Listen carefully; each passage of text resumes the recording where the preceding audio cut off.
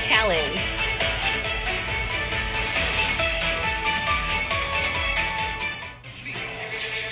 Brigada Balita Regional News. Brigada Regional News.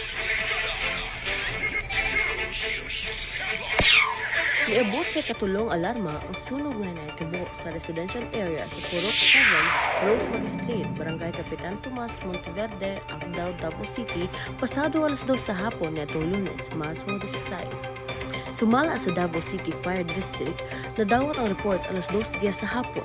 Gideklarar ang unang alarma alas 2:13 o bisaka sa ikatulong alarma alas 2:45 sa hapon. Napugnan ang kalayo alas 3:22 o gideklara ang fire out alas 4:42 sa hapon. Adunay duha ka individual ang nasamdan sa maong insidente.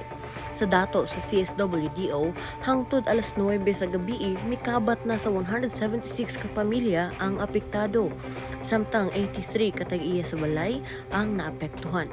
Sa pagkakaron, padayon ang assessment sa CSWDO ug ang investigasyon sa Bureau of Fire Protection aron masuta ang hinungdan ug ang gabiling danyo sa maong sunog.